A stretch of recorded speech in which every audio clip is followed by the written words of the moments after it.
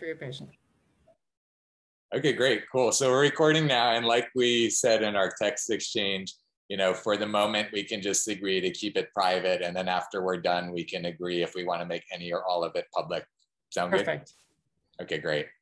Awesome. So yes, I'm interested, as you're mentioning our landmark connection. Please remind me, because I feel like we interacted and had some kind of relationship, and it's not really coming back to me immediately. Were you on staff, or remind me like how we would have interacted in landmark? Or were we in seminars together?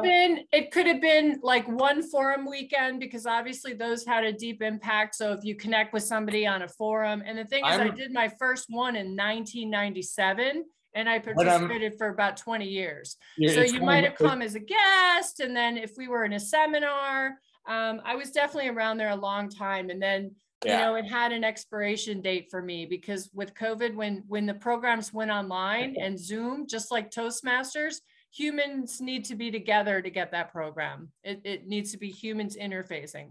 Yeah, I totally get that. And now I'm remembering, because I do remember you, I think from part two from the advanced course. I'm trying to remember exactly when I did that to give you an idea, because I think we were in the advanced course together, at least. For me, that was, it was around September or October of 2006, I believe. Okay, yeah. Is that around when you did the advanced course? And I think that sounds right to me. That sounds like a match, yeah. Yeah, and I think we were maybe in a seminar or two after that as well, now that I'm thinking about it. I seem to recall you participate in that way at that time. And that's when you were, right? Around. For sure. I was and I was in wisdom course in like 2008 or something like that. So I've done a lot of work in that whole program, the S thinking, the way of being. Mm-hmm. But obviously, they only got as a corporation, I feel like I wish you could just remove our current educational school system and just have landmark. If you're going to have people sitting there with rules and desks and structure, let's have it be for something with impact. And, that's where I would see value with landmark, because it wears off for adults. I hear what you're saying, and it's like the pill doesn't. Oh, it's like the vaccine. You need a booster. I hear what you're saying, and it's great because I've been removed from it for quite a while. It's been a long time since I participated in any landmark program, but I feel like I got a really strong grounding in it. And then also was kind of refreshed a few years ago in gratitude. Did you go through gratitude as well? Yes, I did gratitude only once or twice, number one. Mm-hmm. And I never made it to number two. And I heard that 2 and 3 were extremely powerful. And then I guess they didn't make it through the COVID. Oh, is that right? They haven't. They had to shut down. Without those, they didn't have the structure of Landmark. Landmark's a $100 million corporation. Yeah. I haven't been so tuned in to know. I've been completely separate from the world for the last 5 years. Yeah. Well, I was going to write Harry Rosenberg, the CEO, or my favorite forum leader in New York, Jocelyn Herman Saccio. She's kind of a friend of mine. And I was going to write them and say, listen, it might be time for you to look at starting a plant medicine division. And, obviously it would be done within the legal bounds of countries where it's allowed. But if you matched up your technology and you had safe things like ayahuasca, you incorporated it and made it new age, modern vacation course, it would sink in, because we forget that it's empty and meaningless. And now we're all fighting about vaccines and politics and Trump and not Trump. And it's none of it's, I think the question is, what is good for humanity? And we may be at a point in time on this planet where there are beings walking about that are not in the best interest of humans. And I know that sounds crazy, but I've talked to Satya about it. Like, what is going on? This has been the weirdest 2 years I'm 53. And so being born in 68, 70s were all right. We had some gas lines. 80s, you had the greed is good Wall Street thing. 90s, technology growing, the year 2000, and then 2001, you know, with 9/11, then I just think that something happened where, I don't know if you believe in, you know, inside job or not, doesn't matter. What matters is this country at this point, and the world is, I don't want to speak negatively. I want to speak in terms of possibility. But tell me about your, you know, this leads me to what you're up to now, because I'm very interested. I love the wording, the word choices, because I'm a wordsmither, and you picked very particular words here to remain neutral, didn't you? It's great that you're saying it, and thank you for sharing all of that. I want to provide more context to address what you just said, I'll but kind of listen more. I'm excited. I tend to overtalk so I will. It's great because I want to, you know, I'll get to actually the presentation and all of that, but I want to address what you just said, because I want to share a reflection, because you and I are very similar in the cycles we've experienced, because I was born in '69, so we're right in there in terms of our. Yeah, in terms of the way we've seen it all. I mean, we were on phones where you had to go like this. And now this thing is, they're talking Elon Musk, let's just stick it right in here, you know? So I understand where you're coming from. And also, to answer one of your questions that you posed earlier, was Satya and I met in gratitude. So that's where we connected, was we were buddies in part 3 of gratitude to begin with. And then Satya left in the middle of that, but we, you know, connected, and we actually haven't been very connected since then. Really, we've, I think, hardly even connected since then. That was about 5 years ago. Wow. 6 years ago. So what had you guys talk yesterday? I'm reaching out to the world now. So I'm going to, I'll go back again to a little bit of context, and then I'll catch you up to now.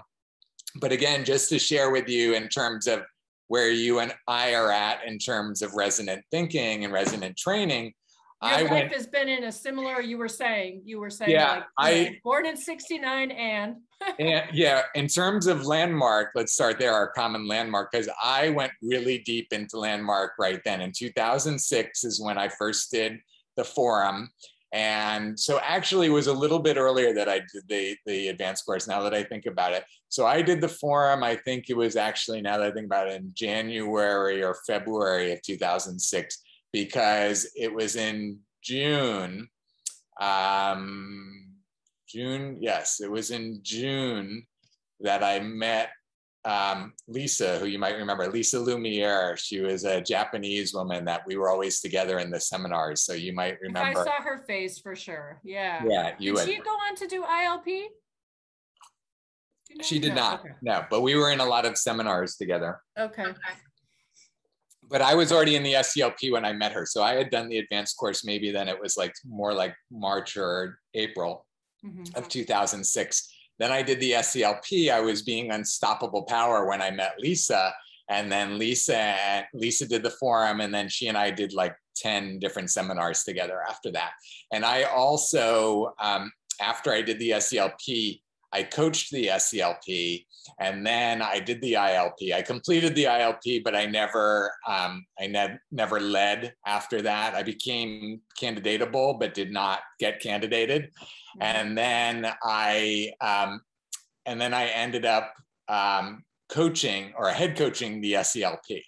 And after I head coached the SCLP was maybe another like seminar or two after that, but that was kind of when I stopped being in landmark. So that was again around maybe 2010 or so. Nice. So you had a really nice series of courses. That's great. Yeah, really deep for those like 4 years.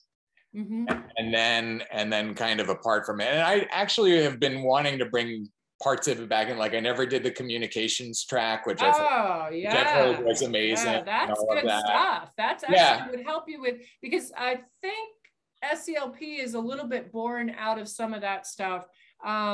It's the power to create is the second course, and it's kind of, I call it Landmark's version of the secret movie, that if you say chair will fall out of your mouth. And so a lot of people, when they had the team management, which was the last step, get together in large groups around the United States, a beautiful program, and everybody did projects with Friday milestones, and it was a year-long commitment. So that's a good one. But yeah, again, it has to be face-to-face. This they can incorporate more Zoom, I suppose. But anyway.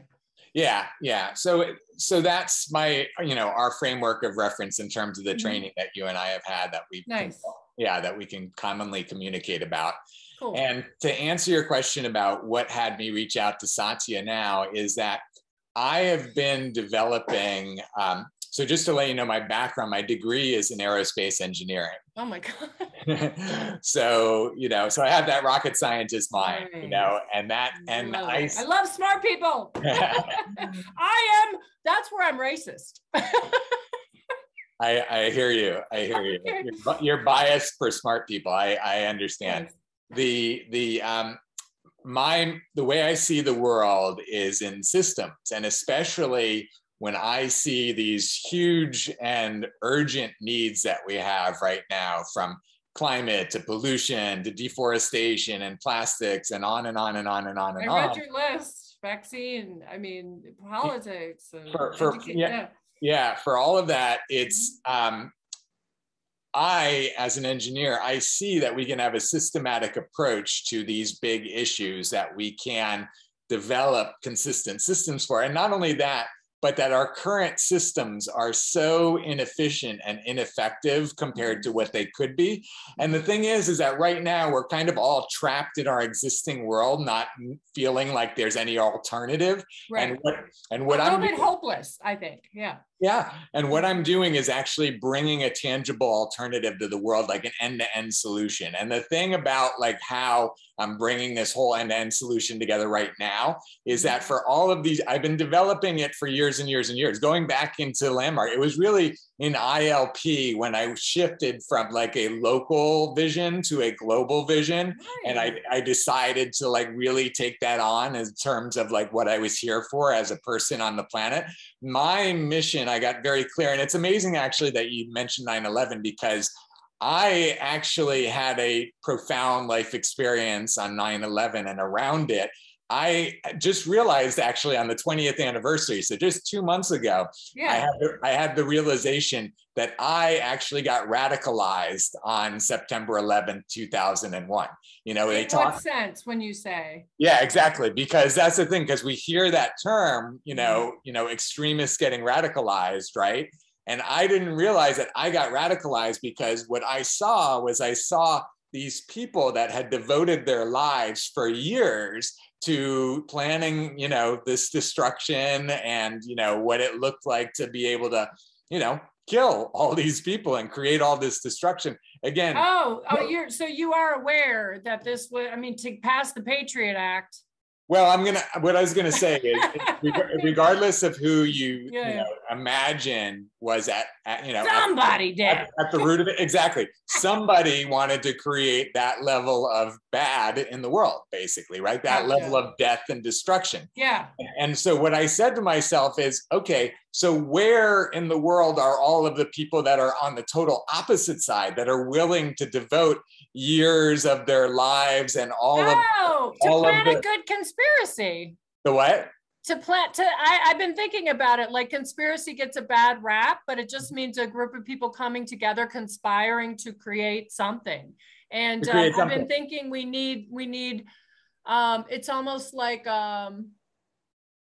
it's brilliant what you're saying. Go on.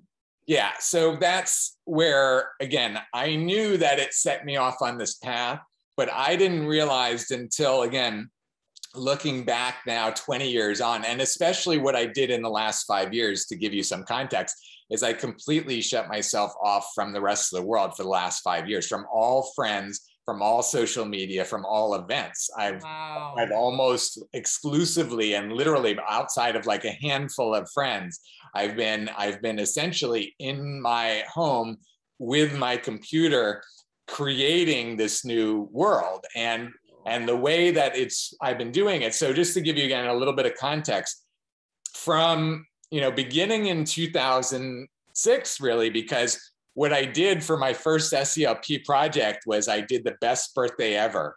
And the best birthday ever was at the Boys and Girls Club in Fort Lauderdale, where what I did was I imagined that all these underprivileged kids had never had like an amazing, amazing birthday party. And so what I wanted to do was pretend that, you know, all the kids, it was their birthday and they were having a celebration.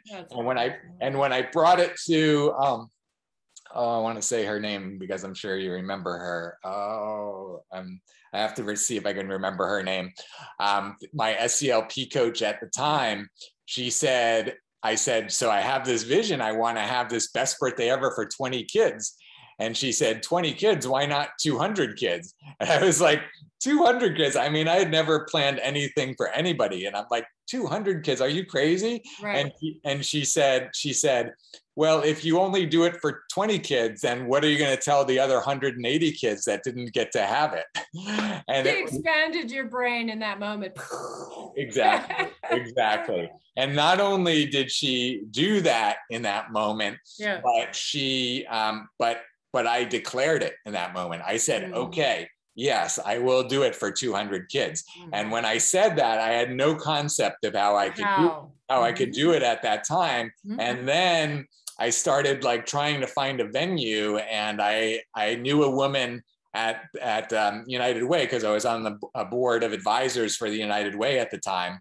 And so I asked a woman, you know, like if she knew where there was a venue and kids, and no problem, and kids that I could do this with. And she said, you know what, the Boys and Girls Club in Fort Lauderdale, they have a gymnasium there, or they have a venue there, and they have kids. And so I went there, you know, and sat down and met with them and told them what I wanted to do. And they said, you know, well, we have a you know, basketball court or a gymnasium that you could use as the venue. And I was like, wow, that's amazing. Thank you. And they said, you know, our kids would love that. And I was like, great. Like, how many kids do you have? And they said, we have 200 kids. So it was like, it matched up perfect. Whoa. Exactly.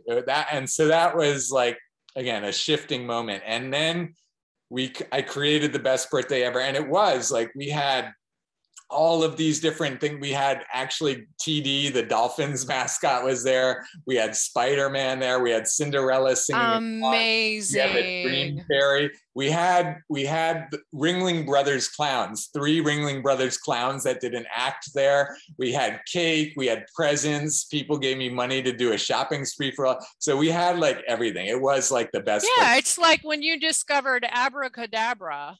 Abracadabra happened. Yeah. The hip hop kids were there or something. One of the forum leaders, Jocelyn Herman Saccio out of New York, she does a TED Talk.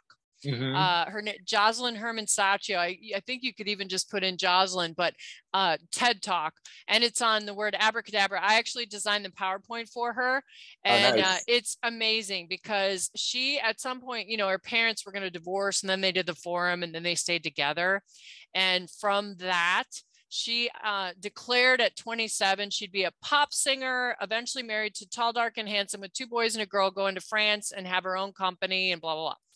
Well, she actually beat Whitney Houston with a #1 pop single for 1 week on Casey Kasem's chart. Wow. I mean, it's you know, that's a documented success. I mean, back then, you know, Casey Kasem, the music industry was very different, but that would be where you'd go if you wanted to be known in music. Yeah, and now she manages actors and actresses in New York, and she does all those things and more. And so, yeah, and it's the abracadabra. I think it's a Hebrew word, but it's powerful. It's I'm going to type her name. What's her name again? Sure. Jocelyn. It's a Josse. Oh, she's in my phone. It's a weird spelling. Jocelyn. Yeah. Josselyne. And then Herman, Herman. And then Saccio, Saccio. And then do TED Talk, and make sure to save that. I could actually send it to you, but no, either way. I've got it now. Yeah. It's right up your alley. I mean, that's awesome. Thank you. The power to create. Mm-hmm. Yeah. It's so great that you're saying that. So let me take a quick drink. So is your systems, is there a label for what your systems can become right now? Yeah, and actually, before we get to that, let me give you a little more context so you've got like the whole realm of all of this. Yep. So from there, you know, I ended up doing quite a bit of community organizing and events locally for the primarily the conscious living community. So yoga studios, organic restaurants, massage therapists, all of that. So that was who I was networking with back from 2006 through 2016, basically. And no judgment, but none of them have any money. or had or whatever, you know, well, there's conversation. It's a good generalization. Yeah. And it made it challenging in particular for me to build a business model with them, which is what I was doing, and essentially failing to get to that tipping point of financial sustainability. So I was working on like bringing them together in like a membership organization, networking group, essentially to be able to share business around and build each other up through the power of the collective marketing, collective, you know, awareness, all of that, to be able to expand the audience of who the whole community of healers was healing, right? Yes. I was really envisioning like community healing on a community level with all of these different components playing their role as a different organ within the body of the community, right? Yep. So that was marketing and sales all done from here, and support everybody, word of mouthing and supporting within the to have that whole industry essentially, and multi-industry, because again, it's studios, it's restaurants, it's massage, it's, you know, but that whole, you know, vibration, the high vibration, to be able to work with those essentially who are working with individuals to raise those individuals' vibrations. Because what I was seeing and what I discovered is that in order for us, I became very clear that my purpose on the planet was to support the transition to sustainability. That's what I am here for. And for many years and decades now, I've been able to have this vision in my head of how we can go from where we are to a sustainable society. But I haven't been able for many years to be able to materialize it all into a, you know, physical reality. So for many years, what I was doing as I was, you know, working first in the local community to work on creating that business model that would allow the local community to thrive, and then replicate that in other communities around the country, and then network them all together and basically be healing, you know, the whole society on a mass level. That was the vision for those 10 years, really, of how to do all of this. But then it kind of got blown up in 2016, because what happened was I had a bunch of friends that were very activated around the Standing Rock protests. And I was going to Standing Rock protests in Fort Lauderdale and different events and that sort of thing. And I, you know, really was interested in what was happening, but also at the same time, I was feeling like it was all contrasting energy. You know, it was all, don't do this to us, and, you know, we're being victims of it and that sort of thing. And I was like, where are those people, you know, plugging in and positively co-creating what it is that they want? Where is the law of attraction being used in this circumstance, right? And so in seeing that, and I actually had seen that years earlier in Occupy Wall Street. I had actually I went to New York specifically because I saw that Occupy Wall Street was a bunch of transformational energy bubbling up in society with lots of people activated, ready to transform society. But similarly, I felt that the whole, you know, we're the 99% and the 1% are oppressing us and victimizing us, and all of that was not the vibration that was going to lead to what, you know, they actually wanted and society wanted. It's quantum mechanics. You're talking about and focusing on what you don't want. That's why I texted you. I mean, I've certainly had been to 12 steps. I no longer suffer from alcoholism. I no longer suffer from drug addiction. I can have 2 glasses of wine because I declare it. And I can have, you know, an occasional hit of weed. and I declare it, and I can keep a job and because I am not going to sit in meetings and say, I am a blah, de blah. And then I'm just going to be sitting and smoking a ciggy and drinking coffee in those meeting rooms for the rest of my life. Like I totally honor those that it helps when they need the kind of the holding tank between point A and point B, but you don't live there. I hear what you're saying. Similar to that negativity of using that approach for people to come together and talk about the problem, we remember how it was. That's good. Yes. But that they could use an upgrade too. Like, what was the phrase you said? I'm not going to stand for the. It was on your LinkedIn. Say it for me. No, it was great that you said that, because it's funny when I actually haven't looked at that in months and months and months. I set it up. I haven't been using LinkedIn. I really am going to have to. I haven't either. I used to. I'm going to have to now. But I took that picture at the March for Our Lives in Parkland, actually. Oh, okay. I went to that event. It was really a powerful experience. But what the sign said was, I'm no longer going to accept the things I cannot change. I'm going to change the things I cannot accept. I didn't hear the last part of that. Oh my gosh, that's good. I got to write that down. Well, I mean, it's a balls to the wall move. Society has not done this yet. They again, the secret movie for me was almost as impactful as Lamar Forum, and they happened at the same, 2007, 2008. I was in my car going to work, listening to it, super positive. And I believe it's Jack Canfield at that point in the video where he talks about, there's people protesting, and he goes, he was talking about the candidate that gets elected is the one that's getting the most the most talked about, whether it's good or bad. Right. And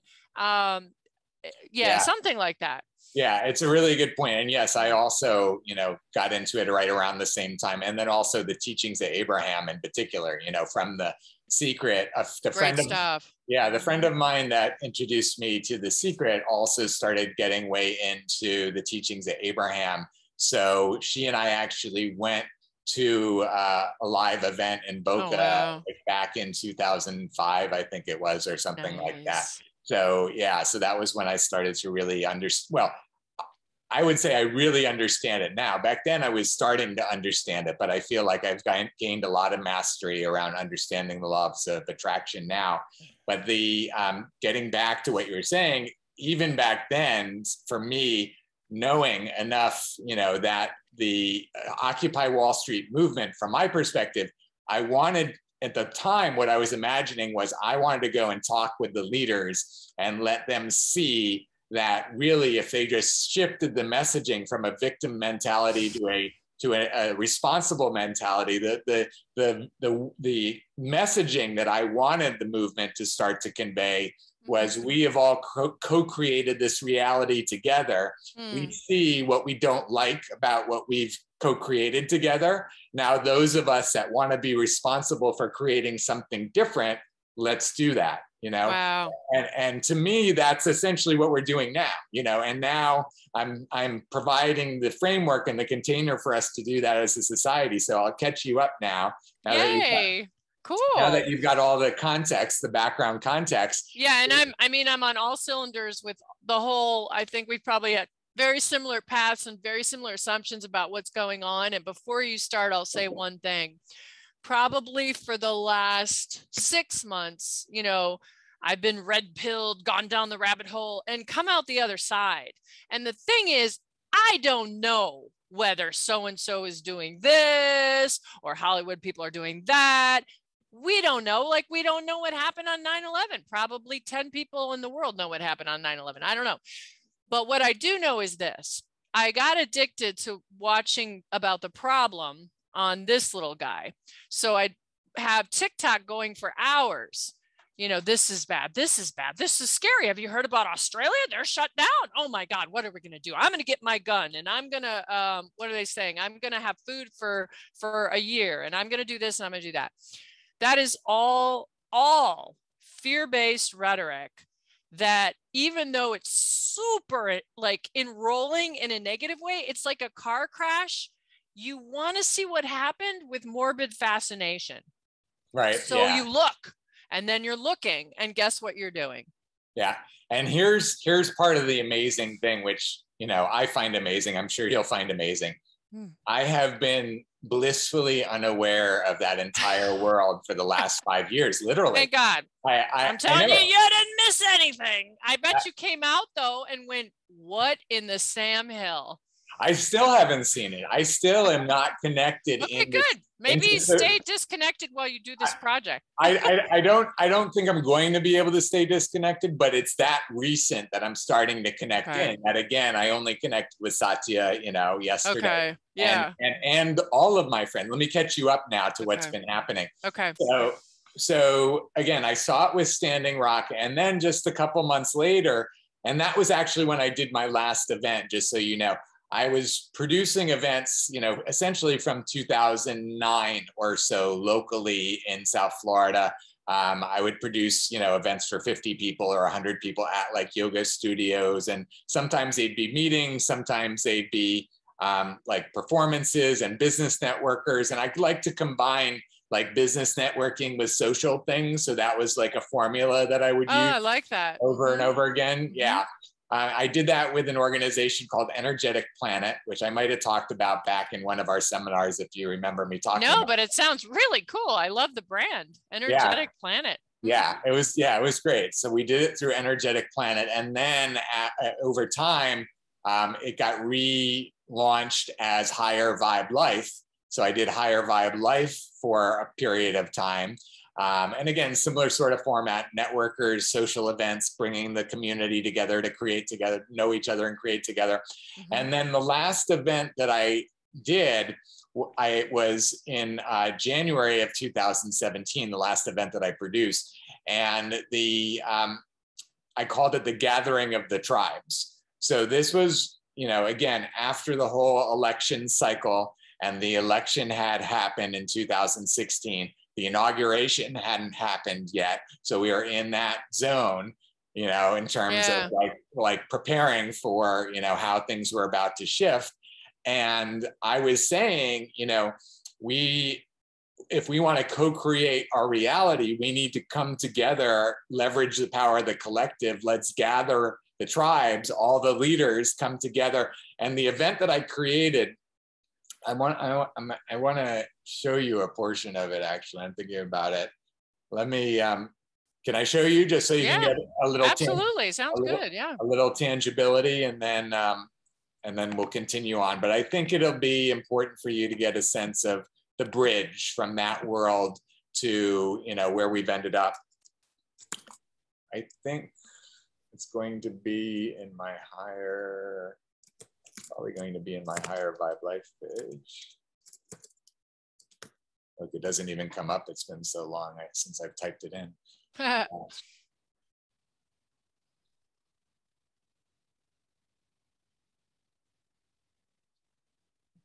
Oh, wow. Beautiful graphic.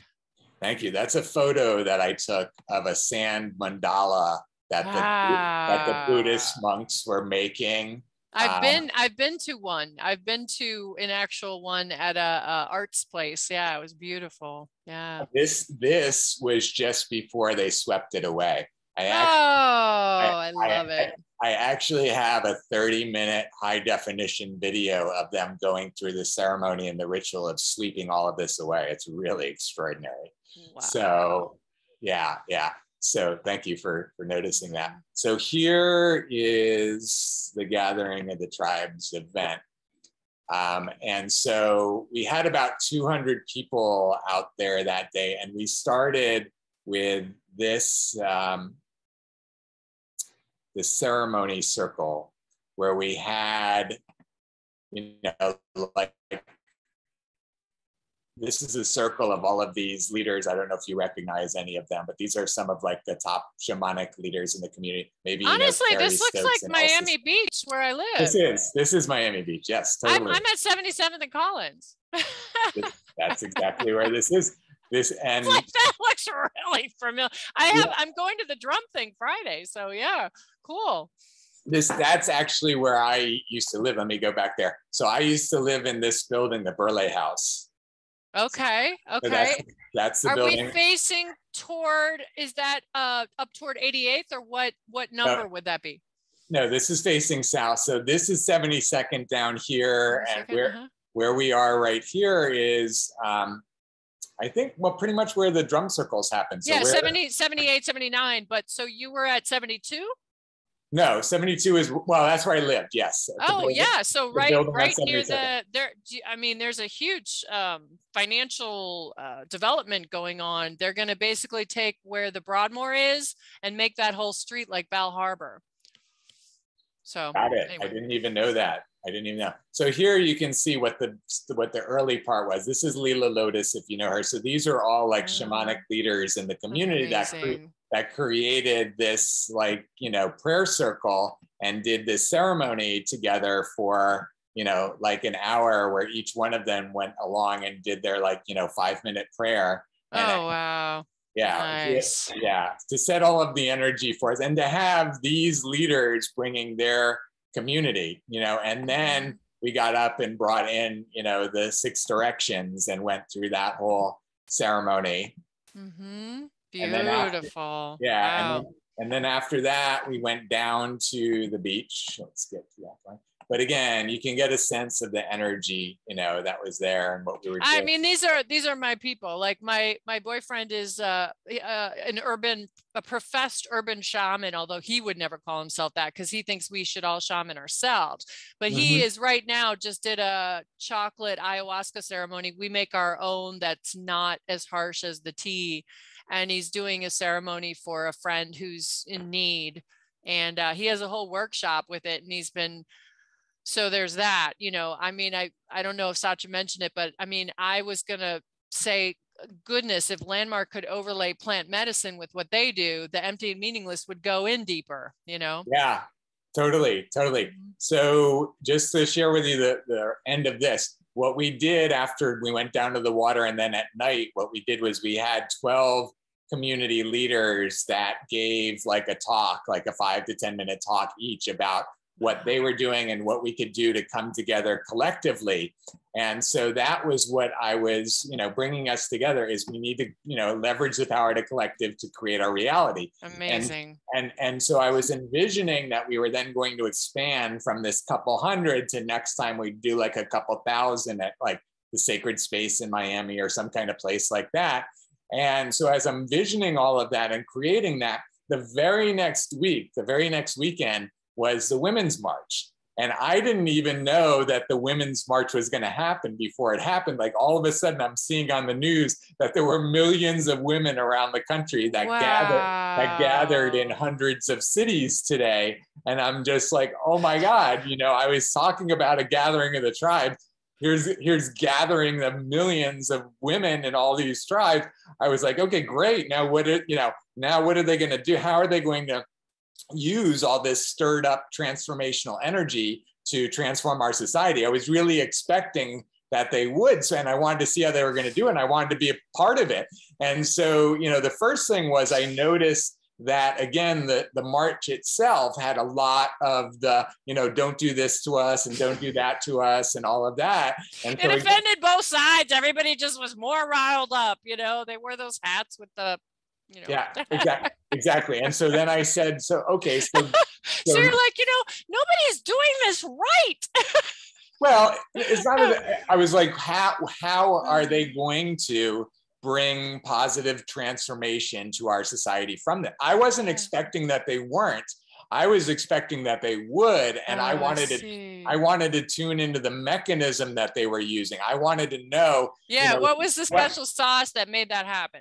Well, not the gathering part of it, but the afterwards. So I felt, because they were having monthly meetings afterwards, and I was going to those monthly meetings. Oh, wow. And I was asking the women at the time, the women I was connecting with that put it together locally in Fort Lauderdale. There were one of the women that was at one of the events that I went to that spoke was the was the Florida organizer for the Women's March. So not just local, but the entire state of Florida. And she was on the board of the national organization. So the people I was meeting with locally were very influential in the Women's March. And I was asking them, I said, this is amazing what you're doing. And now the first event I went to had about 200 to 300 women in like a community center in Lighthouse Point. Was the first one that I went to. That was, I think, the second one. So I think that was March. I think they had the March in January, then in February, they had the first gathering, and I didn't go to that one. Then I went to the one in March and the one in April. And I was asking him, so what system are you going to plug into? What platform are you going to use to organize all the women around all these different issues so that you can create results in our society? And they said, that's a good question. You know, we don't have anything. We're not getting, you know, we don't have a system like that. And I said, you need a system like that. And, you know, they're like, where is one? I was like, I don't know where there is one. But I was a website programmer at the time. And I said, I can envision programming that system. And they said, we could use it. So I said, okay, I'm going to start programming it. So I started programming the system right then in the spring, in the spring of 2017. And I was programming for a couple months pretty feverishly right before the US was about to pull out from the Paris Climate Agreement. And I knew that they were going to pull out from the Paris Climate Agreement. And I felt like there was going to be like national protests from like 350.org and the Sierra Club and these national, you know, environmental organizations. And there was like no national response. There was like no organized response. And so all of a sudden I realized it wasn't just the technology platform that we were lacking as a society. There was also a strategic, you know, level that we were lacking, an organizational level we were lacking. And it made me, you know, ask, well, what else are we lacking? What else do we need to? If I may, hopefully what you're creating could become the seedlings of a new definition of government. It's, you know, because supposedly we're self-governed, right? And we're not doing such a good job. We're so busy in survival and fear, and I gotta pay that rent, and oh my God, I got food. Now I'm here, there's food shortage, supply shortages, and we're getting this negative information on the news, and we're sitting here in our houses, and how are we gonna create change? And all we can do is I don't agree with you. I don't know. Are you black? Are you white? Are you taking the vaccine? I don't know. And I mean, I personally, conventionofstates.com. I'll throw out my little plug there. Yeah. I do believe that we need to have that convention of states, and I am on the marketing social media team to make that happen, even though a lot of people think it's not going to happen. All it is the states will come together and tell the feds, all right, term limits or whatever it is, because we now need to balance out what the Constitution originally said. So that's where I stand. And I'm way over there because I'm looking at the same thing going, this is going in a bad direction. Yeah, I appreciate where you're coming from with all of that. And thank you for sharing that to provide more context. And, you know, I haven't been having a lot of conversations on the level of governance yet, because we're still at a bunch of lower levels till we get there. Are you creating, sorry to interrupt, but is it a type of membership related organization that we could pay to be a member and work together? Yeah, I think that's what's needed. That's exactly it. And I apologize for not giving you more like direct context of what it is. I'm glad. No, I think I figured it out when you showed your screen. I'm very quick. And I was like, member. Yeah, I want to be a member. Yeah, I appreciate that. And to answer your question about the governance, I believe that there's a lot of responsibility that we as individuals can take on collectively that we are relying on our governments for right now. And I think that our governments are not capable of representing our interests to the same degree that we could when we accept collective responsibility and just act to create the results that we want. So that's, yes. so what I'm doing essentially, I believe, is making a lot of aspects of government obsolete, because, you know, I think in many ways, government is not a good caretaker of the power that we've provided to them. And I think that we can be much more successful in creating the results 100%. That we want as a population by, instead of relying on all the leaders at COP26 to deal with our climate, for us as a population of the planet to come together collectively to leverage our collective purchasing power to make sure that the capitalistic forces that are actually designed to respond to the marketplace, but we are sending mixed messages across the whole thing. Many of us, including myself, I have all kinds of products, you know, in my kitchen and in my bathroom that I have no idea whether any of the dollars that I'm giving those corporations are making their way down the supply chain to actually cutting down the forests that I want to save, or polluting the rivers that I don't want to see polluted. You know, we are not tuned in enough to the specifics of the money trail of our dollars to be able to actually come together and change the market. So what we're doing is we're actually organizing that specifically, that we can, that those of us that do not want to see the Amazon cut down and burned any longer, that we can create a powerful enough economic force that we can choose the winners and the losers in a marketplace, that we can actually, you know, have corporations see that if they want to follow the money, follow the marketplace, that they have to move in the direction that we are setting as a collective, because we have that level of, so to me, that's kind of how we create the reality that we want. It's not that we're continually fighting against corporations that are on one side and then we're on the other. Fighting's not going to work. And I will invite you to be a guest of mine, one of the brightest men I know, but I don't know him, but I know him. He's a Canadian guy, and his online screen name is Prometheus, and that's all I know. And he has a Discord group called the Global Change Group. And he has also come to the same conclusion. You're not going to fight this. You're not going to get your shotgun and your year's supply to be ready to turn over. We're going to turn over the U.S. government. We're going to tell those damn politicians. He's like, no, that's going to work. So he says to his group, he's basically in an education mode right now, but he believes that if we can create a closed corporation, and I've done a little, I'm not, you know, that good on legal stuff, but I Googled it, and a closed corporation is where you could actually set, it's like a membership, like Sam's Club. Like he thinks we need to basically be Liechtenstein in the matter. Liechtenstein does not have a military, and they all live $100,000 a year quality lifestyle in Europe. Nobody messes with them. Nobody ever has messed with them because they don't get political. They don't get political. They work off, they let everybody do what they're doing, but they just operate. And he says, start with that same frame of mind. We are going to not try to fight against it, not try to change the rules. We're going to use the legal system to legally and peacefully create a closed corporation, which is what you could be doing here. And he says that he's kind of thought it through, that nobody should own more than 2.5% of each initiative. And then you have initiatives and people get involved. And the reason with a closed corporation, apparently in the board and the rules of the rules you set up with the company, you can make it so it's never changeable. And that's where corruption will not have a rise to power, where somebody could be bought off or bribed or steal. And it's kind of cool. I mean, I think it's fitting with what you're saying. Yeah, it sounds like there's a lot of parallels and a lot of synergistic aspects. You can't fight against something to win. You have to step over to the side. It's like they had in Landmark, they had a demonstration on stage, two people standing next to each other.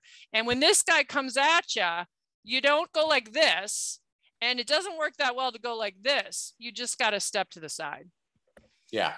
Yeah, I hear what you're saying. And yeah, it's perfect what you're saying. And I'm going to actually kind of circle back to it so that you get a sense of what you just described in the context of everything.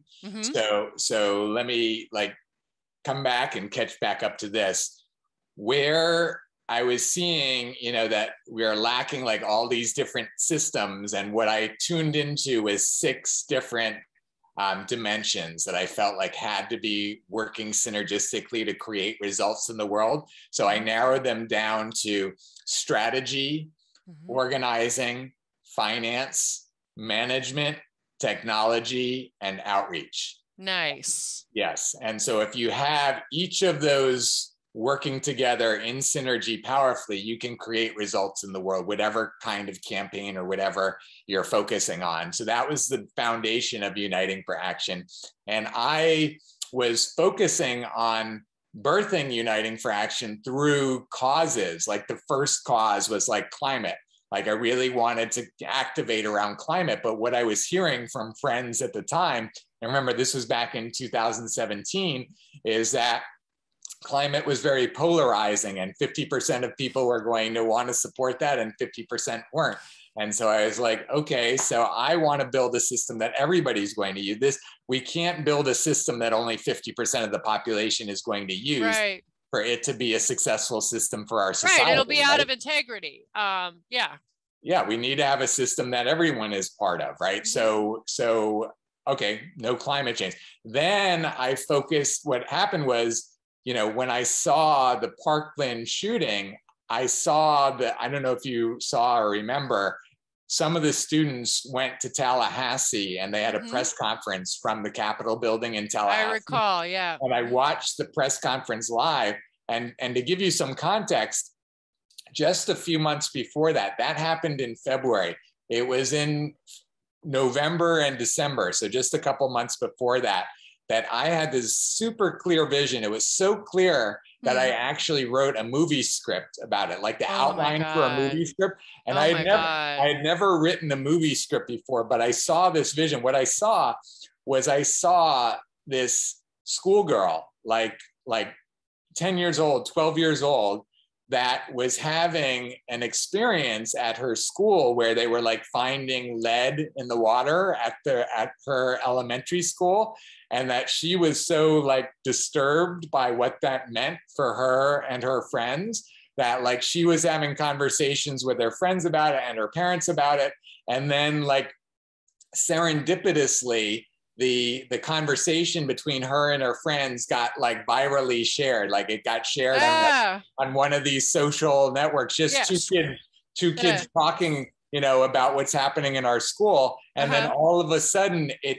snowballed into like this national movement of all of these kids being all up in arms about like how they were being subjected to all of what the adults, the world that was being created for them, this toxic environment, with all of this future everything, plastic, climate, everything, that all of a sudden the kids were being the voice of like reason in the room, right? Yes. And so I had such a clear vision. I wrote the movie for that. And then 2 months later, I'm watching these teenagers from the Capitol basically saying, we are not going to stand for this anymore, not only in Florida, but across the country. We will not tolerate this intolerable situation anymore. And all of a sudden I was seeing my movie come to life with you definitely have, there's no doubt I'm talking to a powerful human being. You have this receiver, and your brain, when you're focused on something, seems to generate ripples of it in the world. And then you go, holy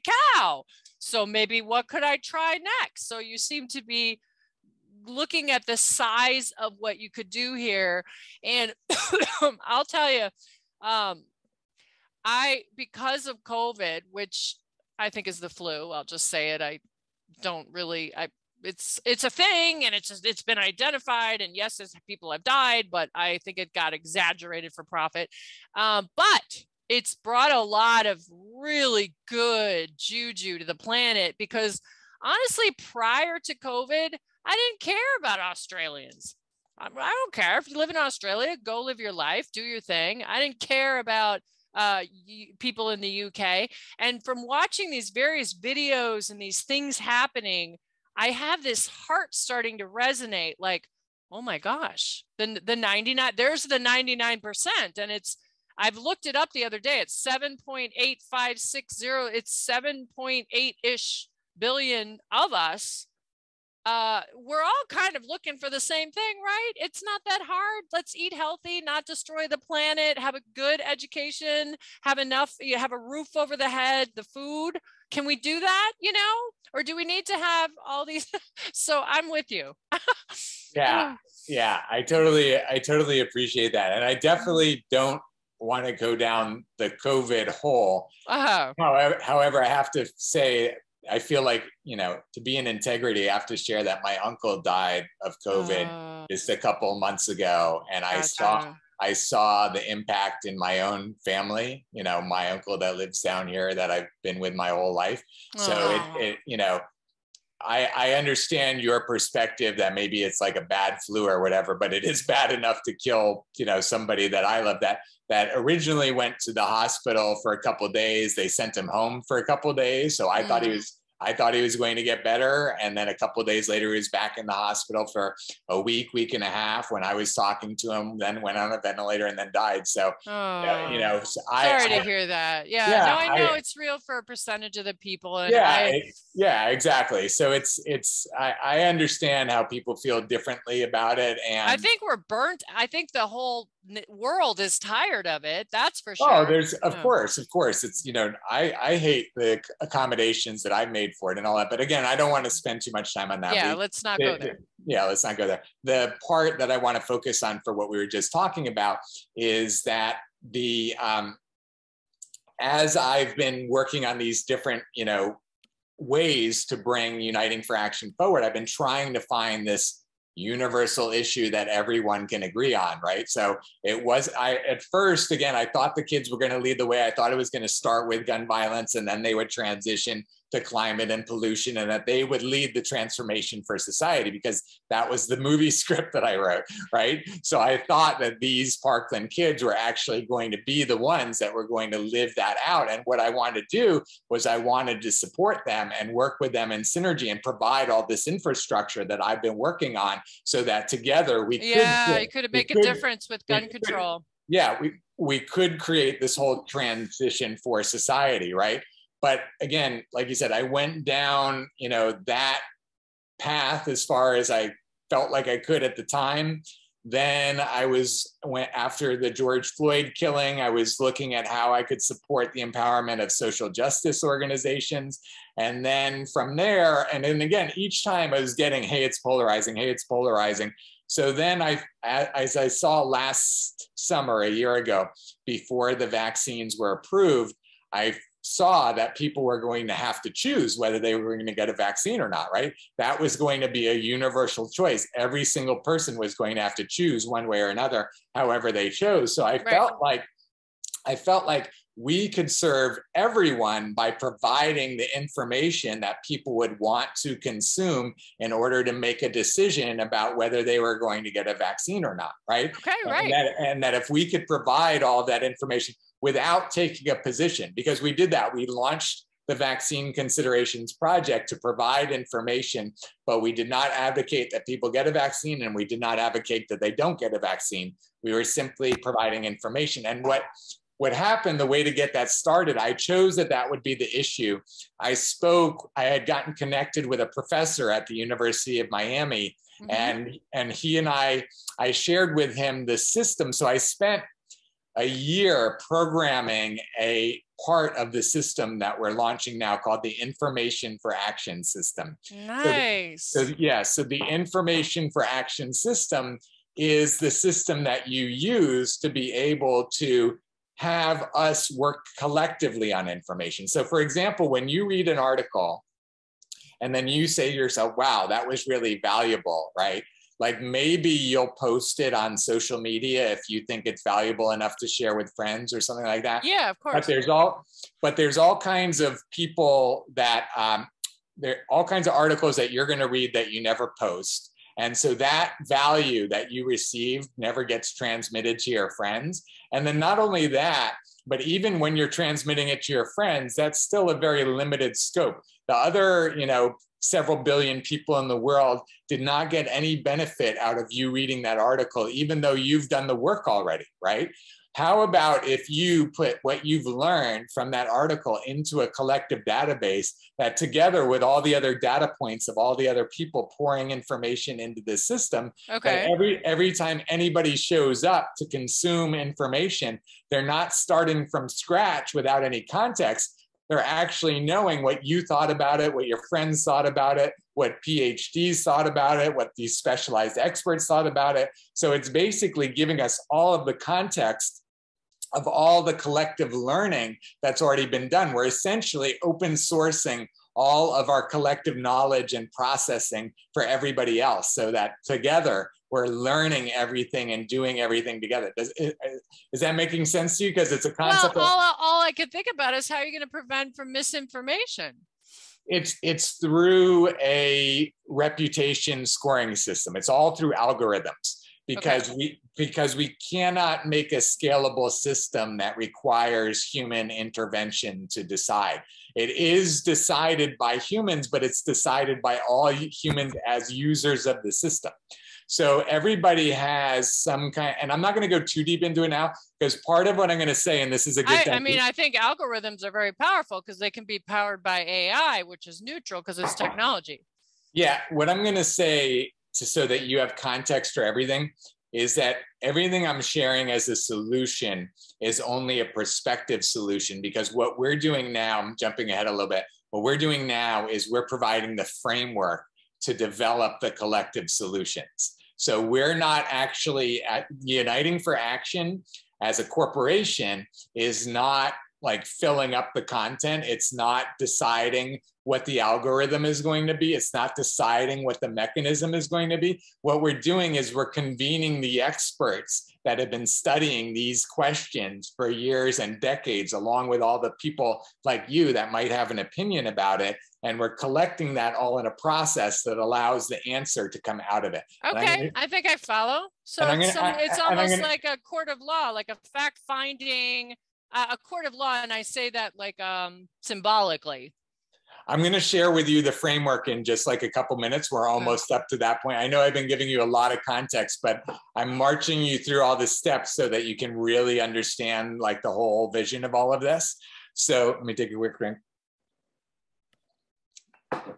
So I presented to Dr. Brown's class of students. He had me present to 50 medical school students and 50 graduate school students.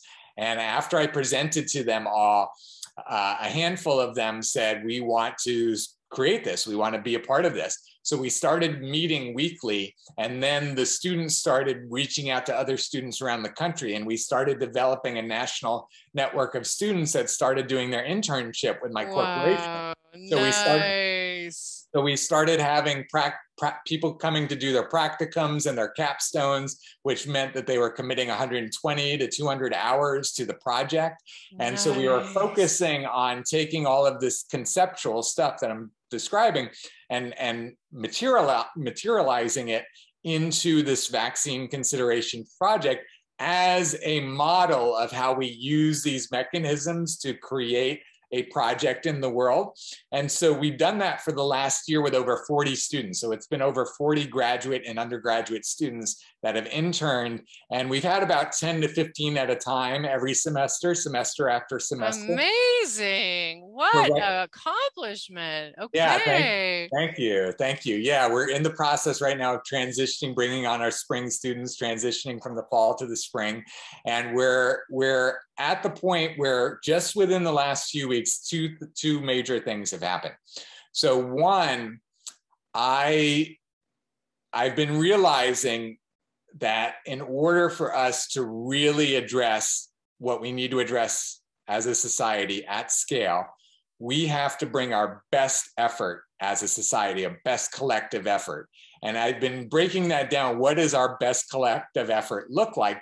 And the way I've defined it is it's a collection, literally, of each of us providing our individual best effort within a system that collects and organizes and synergizes all of those efforts to get the maximum value out of them to address the issues and the challenges that we're facing.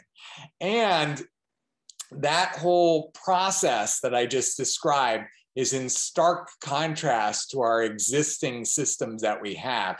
And the existing system, as you know, that we primarily rely on to address all issues from, again, climate, pollution, all these global issues, is the nonprofit world, right? The nonprofit world is what we rely on to address issues. And the challenge within that whole system of the nonprofit world is that take an issue like climate, where you have literally tens of thousands of climate organizations around the world, and almost every single one of them has to, you know, elbow the organization to the right and the left of them to compete for donor dollars and for corporate support and for media attention and everything that they need.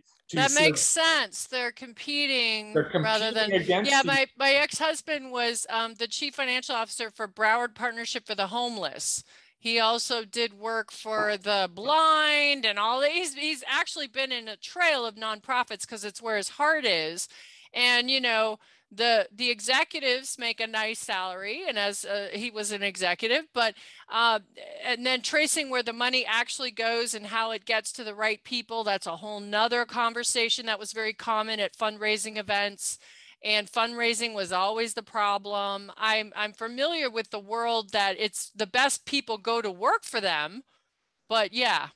But it's within a system that doesn't provide for the results that we need, because in that context, when you have, let's just say, 1,000 organizations that each one of them metaphorically can build a 1 or 2 story building on their own, and they're all doing that. But when you need to operate at scale to have 1,000-story building, it doesn't matter how many hundreds of years you build 1 and 2 story buildings. And yet in 1 year, all of those organizations could pool their resources and work collectively to build 1,000-story building, right? That makes sense. So we have all of the resources we need to operate at scale, but we're not doing it within a system that provides even the ability to do that. It's like, it doesn't matter how many year after year after year we keep going down this road, which is why we keep seeing deforestation and plastic pollution and water pollution, all these things. Homelessness. And homelessness, because we are not operating at scale enough to move the needle. We're not moving the needle as a society fast enough to save ourselves, to save, you know, all these habitats, all these ecosystems. Like, how many major ecosystems do we think we can destroy before the whole world doesn't work anymore, right? Like, can we destroy all the coral and count on the fact that we're not going to have a dead ocean in 50 years? You know? That's a sad one for me, because I had swam the coral in 96 when I came here, and I swam it again 15 years later, and it was just gray mush under there.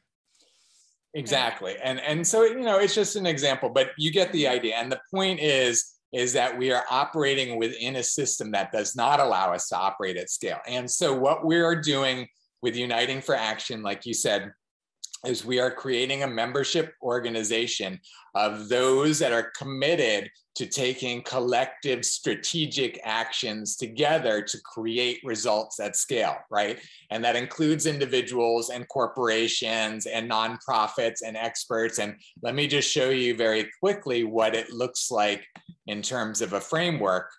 So the framework looks like this. So basically, we're tuning into issues. Like you said, it sounds like what you were describing that Prometheus is doing in terms of the initiatives. The initiatives are like the issues, right? Exactly. You're basically tuning into the channel, and we're using the channel concept. And actually, I just learned that Discord is like that. I haven't been on Discord yet, but some of the people I've been connecting with recently have been telling me about it.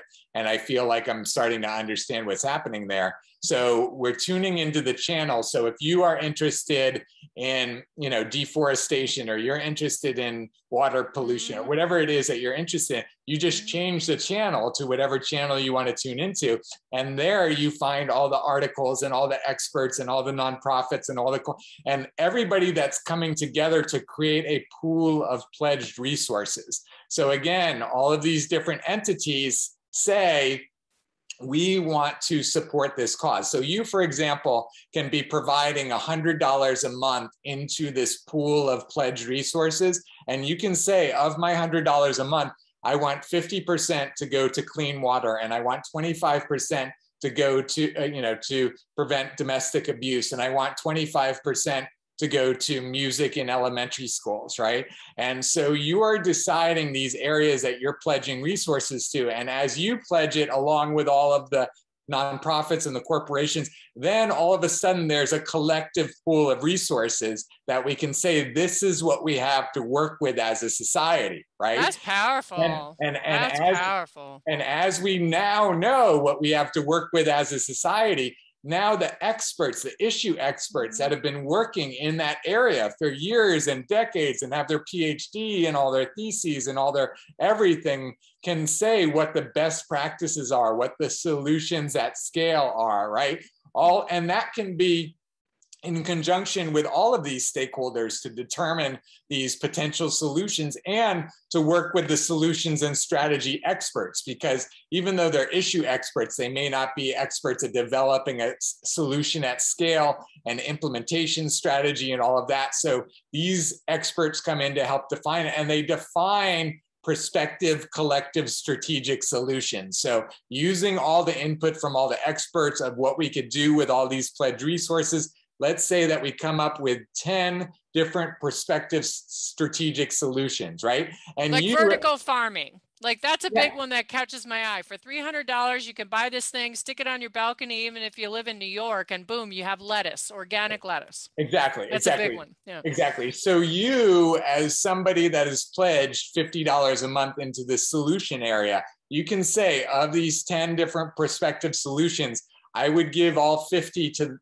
a month to this one. I would give only $25 a month to this one. I wouldn't put my money behind this one at all. I don't like that one. I don't like that one. This one I would give $10 a month. So again, all of those that are pooling their pledged resources get to essentially vote with their dollars and say which solutions they support. And then the ones that are fully funded by the crowd are the ones that are implemented, right? And so now your $50 a month or your 2 hours a month or whatever you are pledging into the pool is part of the actual collective solution. And what we're doing as well, Uniting for Action is bringing a whole bunch of breakthrough technology. I didn't say the other big tipping point of the other part that's made the big difference just in the last few months is that I decided that if I personally am going to bring my best effort together right now with everybody else, then I can't keep saving all of these. Like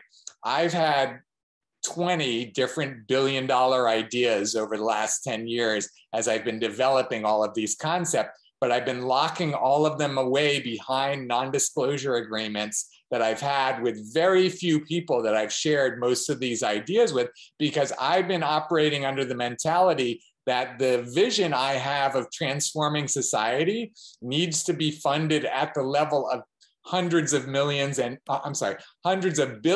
and trillions of dollars to address these, issues. And in order to scale at that level, all of these ideas that I have that can be worth billions of dollars, I've got to build the mechanism, build the corporation, build the process of phased, introduction to society to be able to capture all of that, realized value and be able to then turn it back into the system to build all this out. So I've been in this mentality that, when I am ready to go out and get the investors and do all the things, that then all of this will be in the world and then it'll create all this.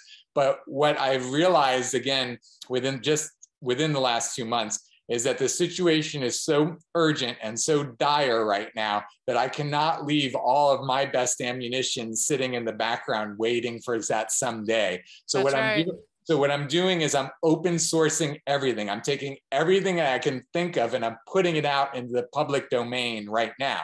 On this video, on videos with others, creating, putting it on the website, just everything that I could possibly think of, I'm throwing out there to society and saying, let's do this. So there's all these specific breakthrough concepts that I'll share with the channels is one of them that seems so intuitive, but yet how is it possible that you can think of any different topic right now in the world and I imagine, would be hard pressed to find where you can go to one place to find all of the information, all of the experts, all the everything about that one issue, let alone all issues. You know, why is there not one place where, just like you change your channel on the television, that you change your channel to see that whole stream of information and people and everything that are gathered around to make a difference around that issue, right? That initiative in Prometheus's language, right? Yes. So that's what I'm saying, is that we are creating that whole channel structure as one aspect. The whole Experts for Action, I'll just share this quickly because I know you're getting all of this.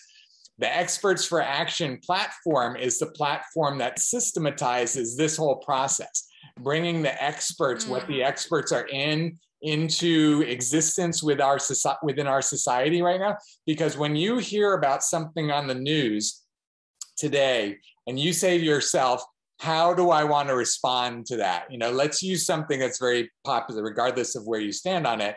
You know, hundreds of millions, tens of millions of parents are having to decide if they're going to vaccinate their 5 to 12-year-old right now, right? And so what do? They hear news on television or on, you know, newspapers or wherever they tune in to get information.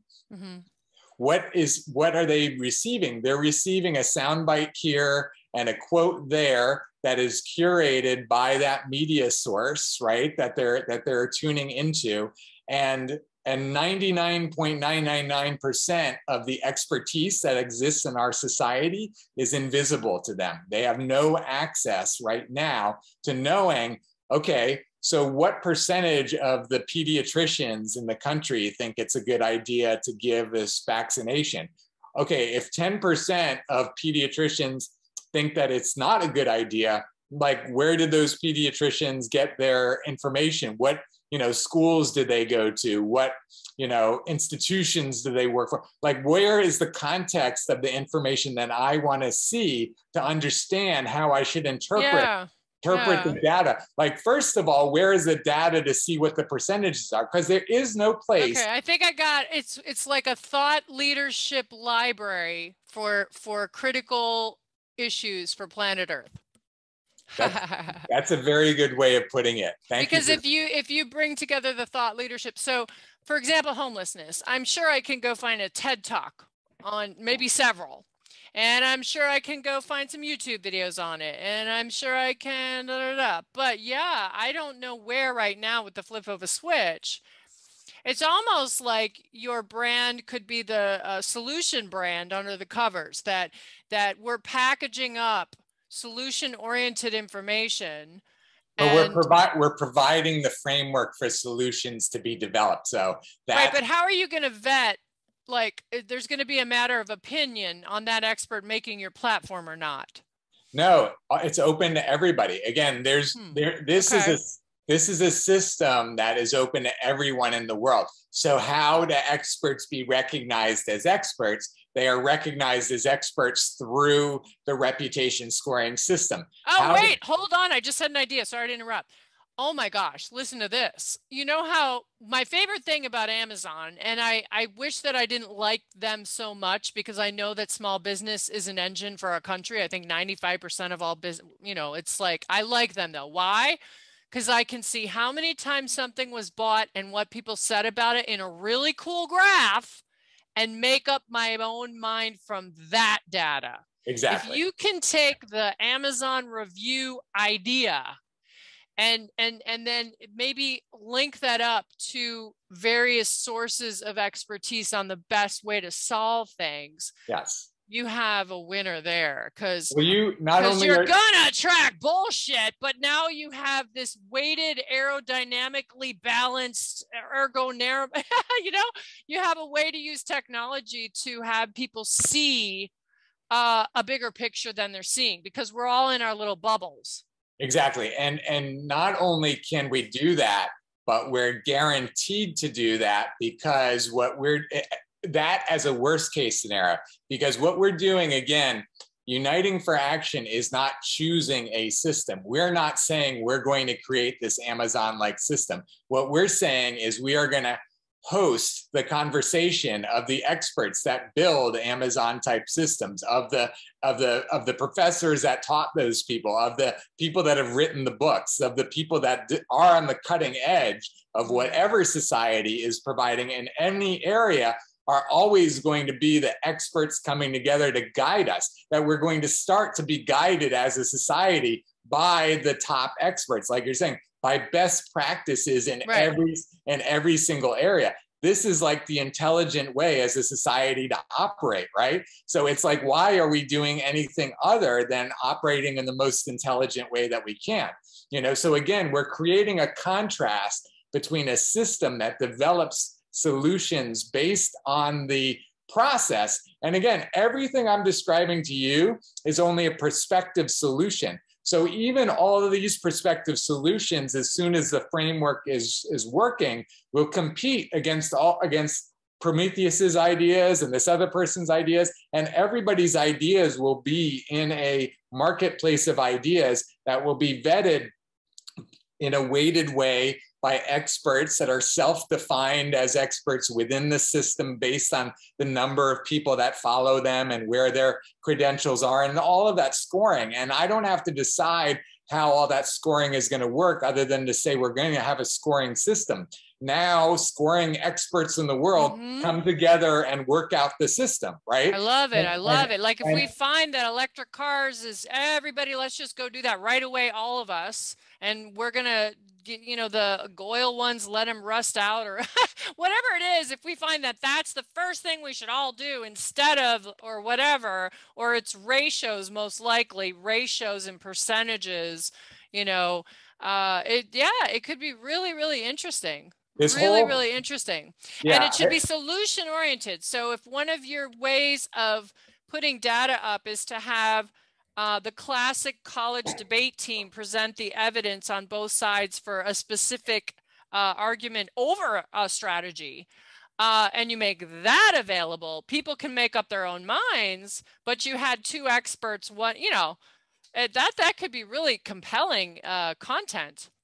And again, it's perfect that you're saying that. And as you just described it, your solution that you've just visualized and encapsulated here on video can now be cut. That portion can be cut. It can be shared in a discussion where others are talking about other perspective ways of doing it and how to implement it. And you, as somebody that sees like how this can be done, can choose like your own pet project and actually do that process within your project. And as you do that, not only are you doing it within your project, but you're modeling it for the rest of us. And we're all learning from the results you're getting. And the other part of it that I didn't mention, and here's the last part of the framework, because this is where this is a big breakthrough that we're bringing, is the nano action part. So once you have the solution, I love that. So once you have the solution and strategy, and then you have the project management aspect, then we break it down, break the actions down into nano actions. And that's where individuals can take actions that they can do within an hour or 5 minutes or even 20 seconds. So again, you can be interested in, you know, how to clean up the beach. And you can read an article about an innovative organization that's doing it this way. You can copy that link and paste it into the system. It just took you 10 seconds. And when you multiply that out over thousands of people, millions of people every day, we're actually harnessing millions of hours of effort directed towards these issues that we have no way of harnessing that effort right now. So we're creating a whole nano action system that allows efforts to be collected and coordinated and used as part of the resources in our collective resource pool. So not only are we developing this framework, but we're, again, developing all these breakthrough systems that allow us to have even more to work with on top of the whole collective So solution. Where do I sign?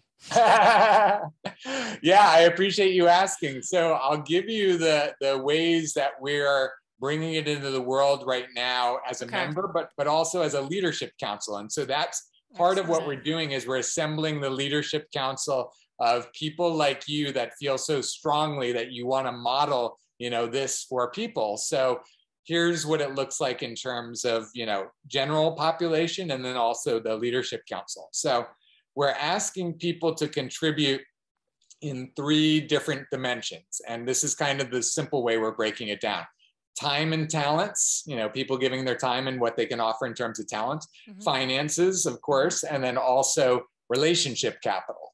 So I'll describe each of them, and I'll tell you what we're setting as the foundations for the leaders that we're asking to come together. So the Leadership Council, just so you understand, we're convening 50 people that want to be the 50 individuals that are co-creating this for the world to begin with. So what I've done has been incubating with these students. Well, I have to be one of them. I appreciate you saying that. I really appreciate the enthusiasm. And I'll give you all the details so that you can be if you choose so. Okay. The students and I, we've been interfacing very little with society beyond us for the last year. We've been building all these systems, modeling all of these things. We're ready now to share all this with the world. Plus, 99% of what all of this was up until 2 months ago was just a slice of it, because I'm opening up everything now, all of these breakthrough systems. There's so much that has never been shared with the world that we're just trying to get out as fast as we can, which is why I'm making all of these videos public, because some things I'm sharing with you that haven't been shared before. And then again, the idea is that we make this public. I have my team, some interns process it, pull out the new stuff. Extract the good stuff. Cut what's not needed. But like this part was really good. I'd like other people to know this. Yeah, exactly. And then share that on a page, in a channel, all of that. And not only for me, but everybody. This is where everybody can start to just say what's on their mind and post that in the channel, right? Nice. And this is how we collectively start to share things with each other and start to, open source our best effort as a society together, right? And so, yeah, thank you. So on the time and talents for the leaders, what we're asking is 2 Zoom meetings per month on the 1st and 3rd Thursdays of the month from 8 to 9:30 p.m. Eastern. Okay, perfect. Is that a time that's available for you? Yes, of course. Okay, great. So that is the 2 Zoom meetings where, again, we'll be live together, whatever Leadership Council members can make it. Nice. And that's where we'll be dividing the time, and not necessarily equally, but what I'm envisioning right now is dividing the time between getting to know each other, knowing what resources each leader is bringing to the table, and what they are providing, especially through their networks of access. And then secondly, updates on what's happening within the project, like reports from the interns about like where we're at on the cutting edge of the project, to share all of that, because they're kind of basically acting like a board of directors essentially, right? And to a certain degree, helping to provide input and guidance, and also connecting us with resources in the world, right? So, so again, that first part, the 2 meetings each month, and then consulting as much as each leader wants, because it's going to be very different. So we're just leaving that open-ended. People can sit in on our team meetings with our students. They can watch videos of those meetings. They can give us feedback. They can give us input, whatever it looks like. We're open. We want it. That's what we're modeling, right? Is people providing their input and support.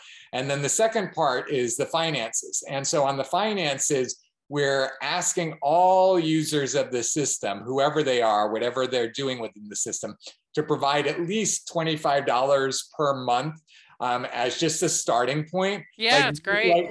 Like really, as soon as put some skin in the game, let's get something going. We're not going to stretch you beyond whatever. We know it's a weird time, but yeah, that's beautiful. Well, and we are going to stretch them over time. It's just that we know that we need to build up to it, but we want to educate people that for as much as they want to change this issue and make a difference about this and make a difference about that, and there's so many things that people want to make a difference about, that we want to teach them that just like when they want to get a haircut, or they want to get their car washed, or they want to get, their lawn mowed, that they have to pay money for what they want. That's the world that we live in. So how can people expect to keep wanting this to happen and this to happen and this to happen if they're not willing to put some money in to be able to create that result in the world, especially when we do it collectively? Because when we have 1 million people that are giving just $25 a month, now we have a budget. Honestly, you sound like Prometheus. I mean, you have to definitely get onto the Global Difference group. I think I can send you a link, like an invitation.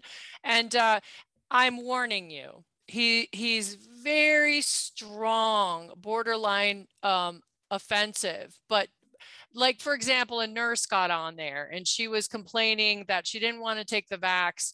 And he goes, interesting. So you don't think it's good for you? And she's like, no, I don't.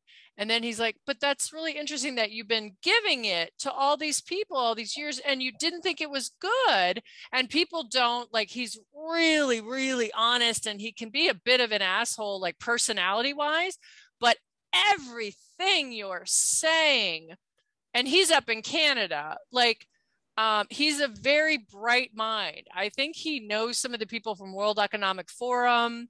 He's a really bright guy. He actually lives on an Indian reserve now, and he's just kind of like not sure what he wants to do with society because he used to participate a lot, and now that's that guy. Yeah, it's perfect because there is no question that he and I are going to connect, and we're going to see what we can create together. Yeah, he's building a platform right now. He's building, because he thinks that all the platforms, if they're built on Amazon servers or Microsoft servers, which are apparently the two big categories, once you grow something, you're going to need a big server farm.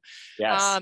He's building it on a neutral technology, which is very expensive. Now, his thing is a social media platform. Now, it kind of sounds like there might be some strong overlap, and he's in fundraising mode, and he believes in crowdfunding, of course.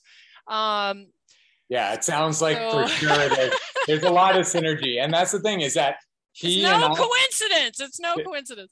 It's no coincidence. And he and I should not be doing the same exact thing in two different places, which is happening in our society over and over. Exactly. And over That's again. what you're getting at. Yes. Exactly. And then there's a sterling gentleman that you remind me of, who's one of my favorite people in the world. I worked for him for 10 years. His name is Michael McNeil. I worked out of his house with a small tech startup in '97 for 2 years. I quit because it looked like it was going to go under. He recruited me back because he figured out a methodology to, he's smart enough. He figured out how to make this software palatable for the marketplace.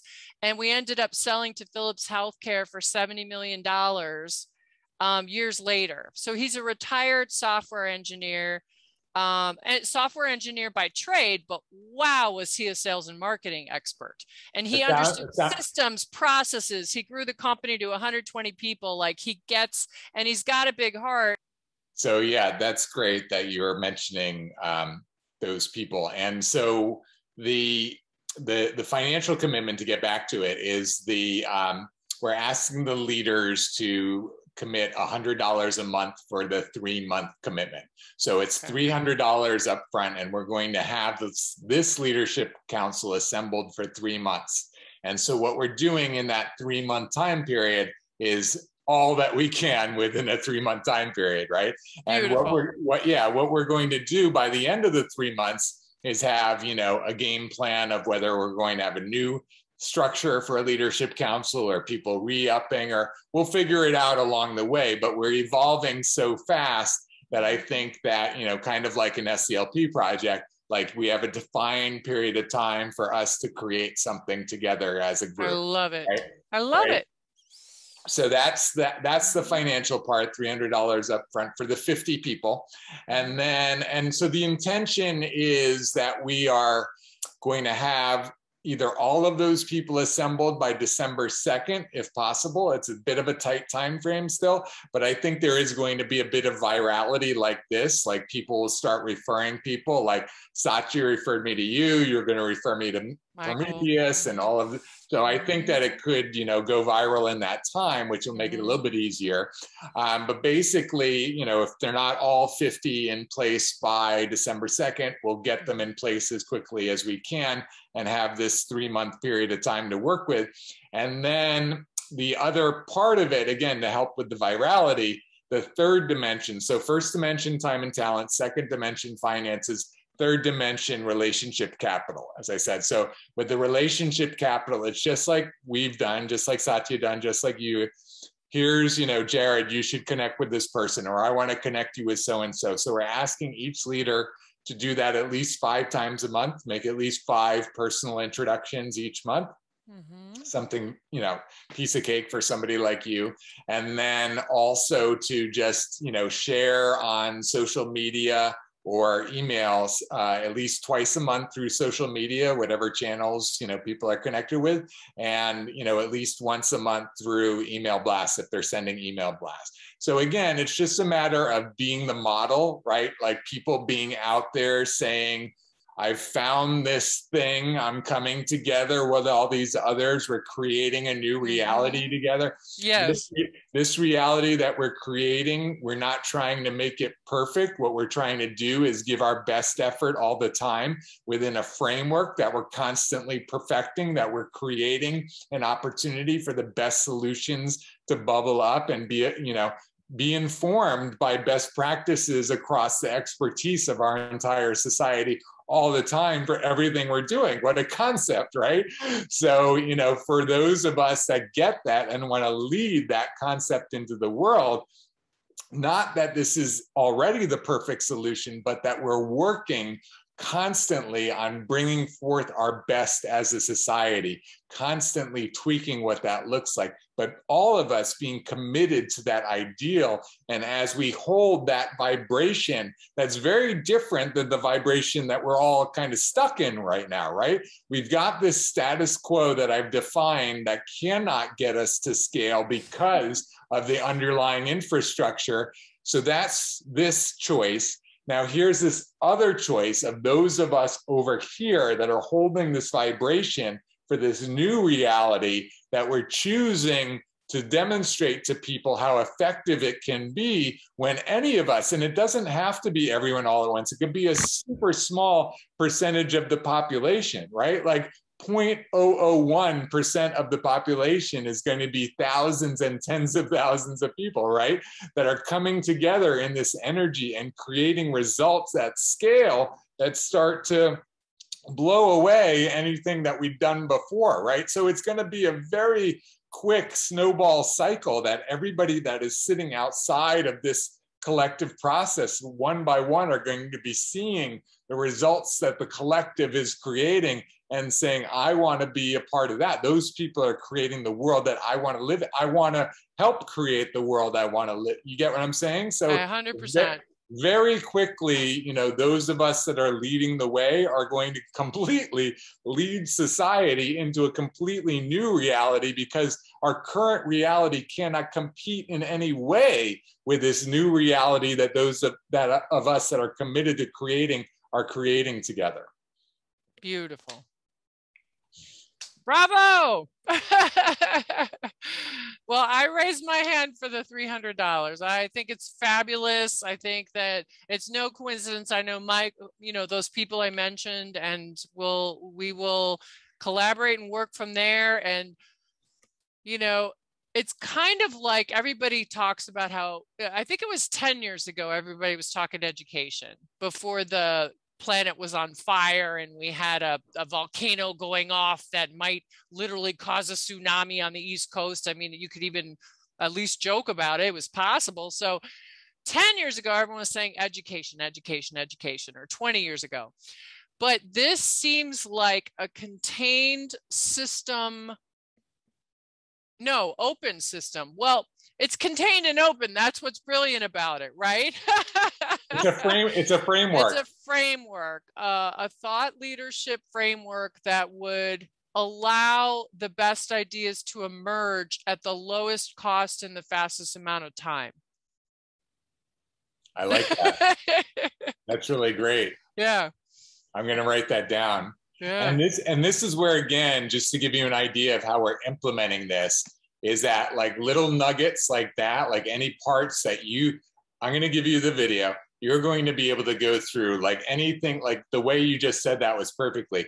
You can say, Jared, from this clip to this clip, I want to put this on my profile page, and you can have all the not only what we've talked about, but you can pick these topics and you can put it out on your profile page. And that's where, again, you become an expert based on the resonance of those that agree with you, right? You start to get all these likes, you start to get all of these follows. So now you start to be essentially, again, a system-defined expert, because people are looking to you around whatever topics you've decided to, be expert about. And then as you do that, then there's these university professors that see what you've produced and they say, I think this is great. And then there's these nonprofit executive directors that say, what Kat is saying is great. And so based on the reputations of others within the system, your reputation score is going up and up and up because of the validation.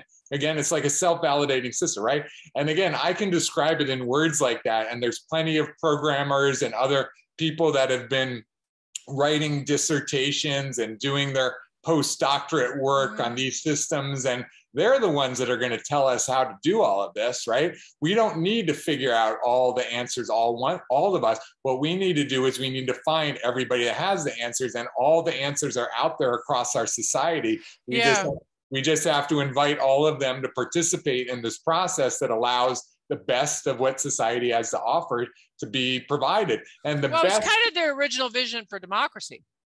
Yeah, exactly. And when it comes down to the best being decided by those committing the resources. So again, it's a resource pool. The people, the companies, the nonprofits that are committing those resources can say, I will commit to this, I will commit to that, I will not commit to this. And only where there's agreement enough to actually, implement an initiative, then it launches, because we've got enough committed resources that say, we like this solution, I'm getting behind this solution, now this solution is alive in the world, right? And we constantly do that. And the way that I see it, and again, this is only one idea, because again, this idea is just going to compete with other ideas to decide what's going to be best. But the way that I see it is that we are never, committing to just one solution, because that kind of becomes like a monopolistic situation where you don't have another choice. So we're always having like at least 2 to 4 different choices of solutions that are competing against each other. So whatever ones are winning can then be reinvested, and then you can have a new solution bubble up, and become a new competitor to whatever it is. But we're always operating in this competition of ideas, competition of solutions, so that we can know that inherently we're never resting on our laurels of any particular solution and just, blindly going forward with it. We always are in a competition of ideas to have the best solutions win, right? It's funny you said that, because when you said 2 to 4, prior to you saying that, I had been thinking 3, 6, 9 in my head. I would go get the book, but I bought this little book called 369, You Create Your Reality. And as you know, the guy who created free energy believed in the powers of 369. I was just going to say, that was Tesla's thing. And I was going to say, is that from Tesla? So yes. So I'm picturing at some point, obviously, some kind of social platform, online presence, but it's not a social media platform in the sense of Twitter and TikTok. It's a hybrid website that, for example, if I had a profile page like LinkedIn, I would be talking about my 3 top issues, which I'll just say are what doesn't work and what works in politics, for healthcare, and the environment. So say those are my big 3, right? Yeah. And maybe that's on my, maybe we have cool icons or something. Exactly. But then obviously each of those issues have sub issues. Right. Yes, so exactly. Politics, let's talk about term limit, and then and so I could see you doing like these trees of issues. Yes. And then the software would be intelligent enough to see when you have a match with somebody who has a similar ratio, something like that. I'm just talking well, what it is that you're tuning into the channels. So like you said, there's those top level channels, politics, environment, you know, but then like healthcare, like you said, it branches down. So whichever branches you decide to follow all the way down, wherever you land in that channel, that specialized channel, there will be others there. So so that's where you find the others that are there, the nonprofits that are operating there, the individuals that care about that, the corporations that are backing that, the universities that have programs around that. And then that is the collective pool of resources, right? They're all the ones that are deciding what they're pledging to that area. So you're all finding yourself at that same channel. That's where you're all committing to making a difference with your pre-pledged resources.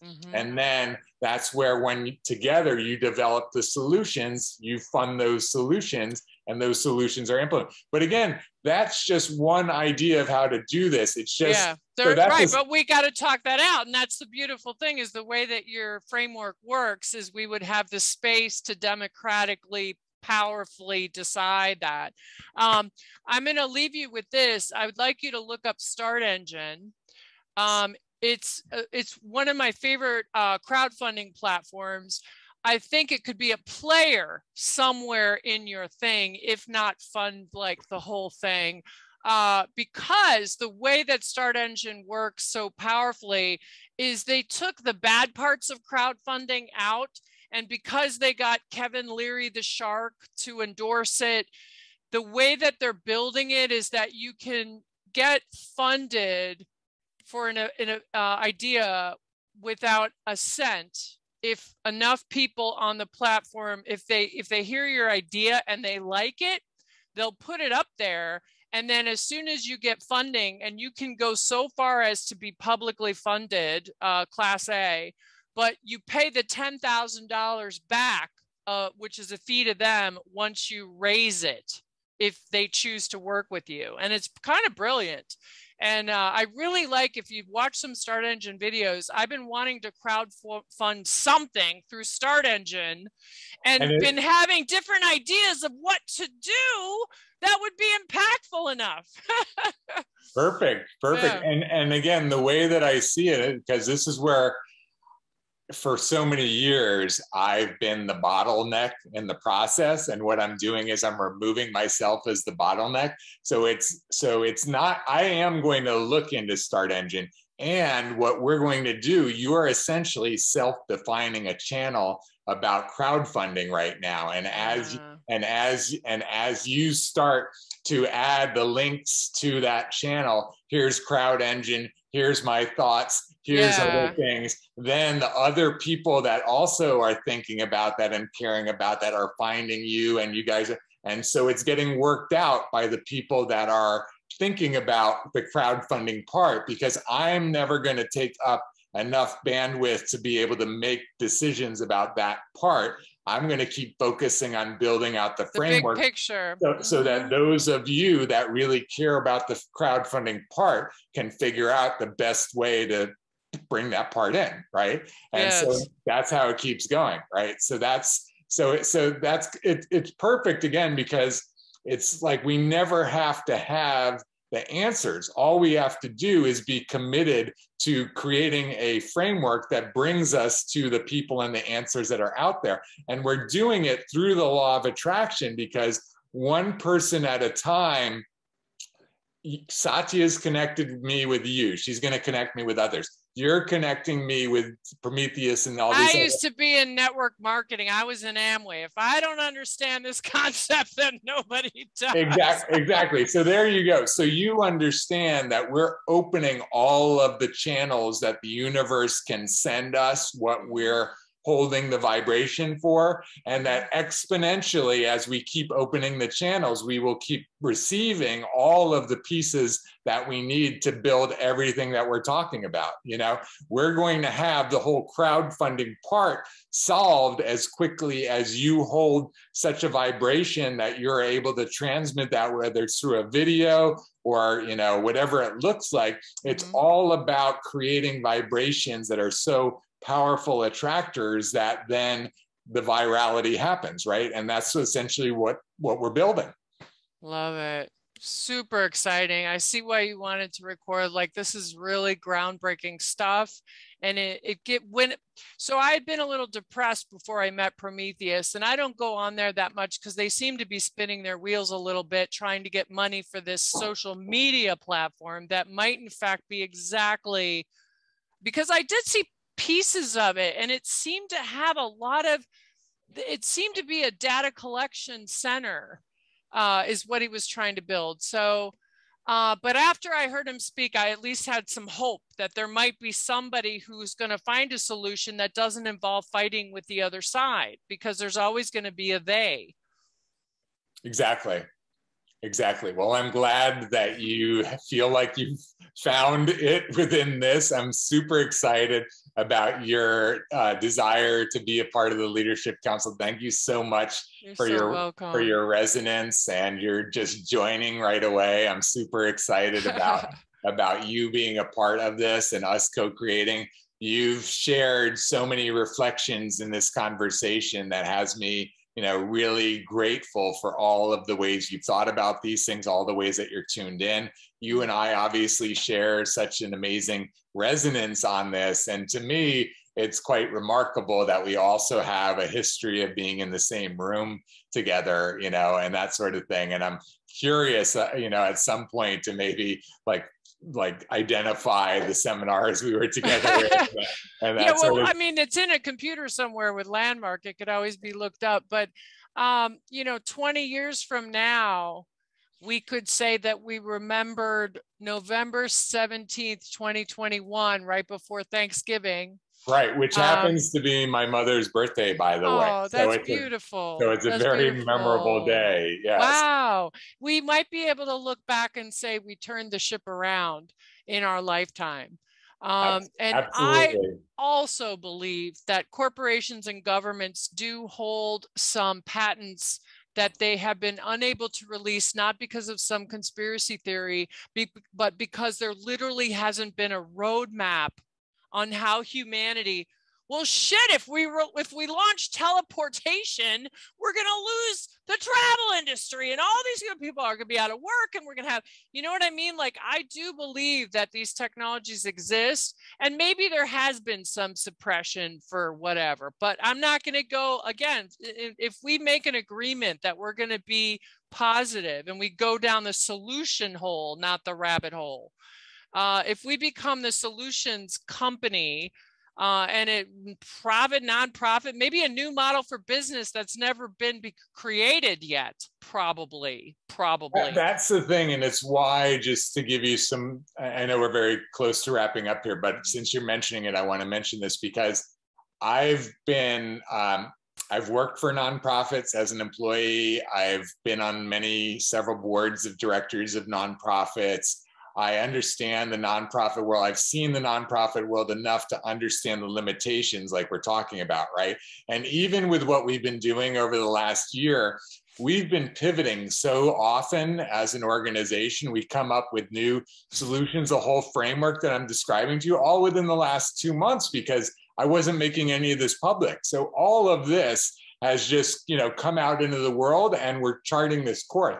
Imagine if I was operating within a nonprofit organization, if I had a nonprofit trying to do this, that I would have to go through a board of directors to have them like approve all of this and all this shifting. Yeah, and Tom's not going to be able to be there on the 30th, and you got to have a quorum, and this guy doesn't like it, and you're not going to, it's political, and now you're back to politics, even in a nonprofit.